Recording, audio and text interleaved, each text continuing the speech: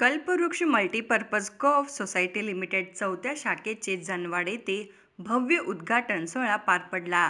कल्पवृक्ष multipurpose co-op society limited Sadalga या शाखेची चौथी शाखा जनवाड तालुका चिकोडी येथे डॉ.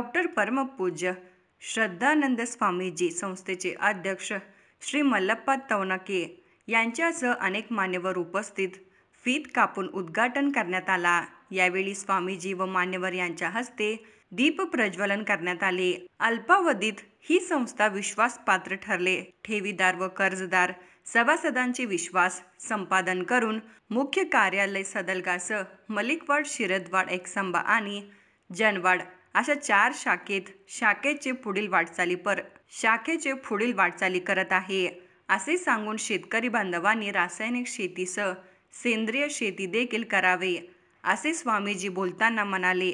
प्रारंभी स्वागत उपाध्यक्ष श्री शरदकुमार लडगे यांनी केले. प्रास्ताविक भाषण मुख्य कार्यनिर्वाहक V.S. नकाते यांनी केले व श्री नलावडे सर, आप्पासाहेब घाडगे यांनी आपले मनोगत व्यक्त केले.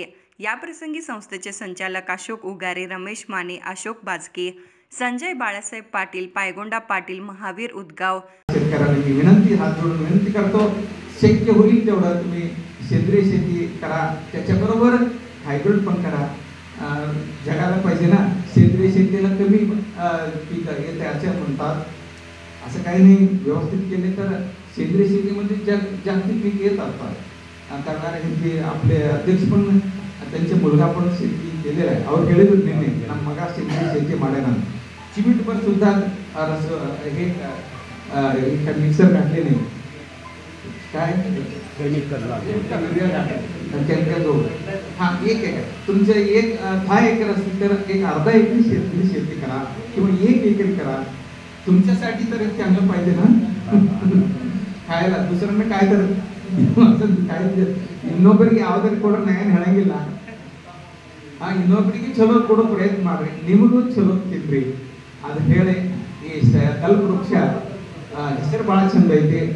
ಮಹಾರಾಜರ ಹೆಸರು ಐತಿ, ವಿದ್ಯಾಸಾಗರ ಮಹಾರಾಜದ್ದು. ಅವ್ರ ಆಶೀರ್ವಾದ ಈ ಸಂಸ್ಥೆಗೆ ನನ್ನ ಮೇಲೆ ವಿಶ್ವಾಸ ಇಟ್ಟು 2-3 ಸಂಸ್ಥೆ ನನಗೆ ಉದ್ಘಾಟನೆ ಕರೆದಿದ್ದಾರೆ. ಅವರ ವಿಶ್ವಾಸಕ್ಕೆ ನಾನು ಖಡಖರೆ ಅಭಿವಾದನೆ ಮಾಡ್ತೀನಿ.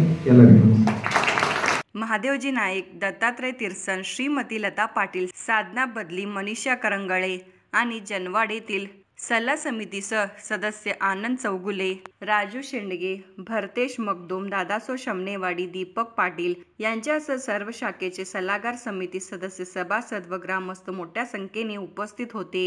या कार्यक्रमाचे सूत्रसंचालन व आभार माने चंदगडे यांनी केले.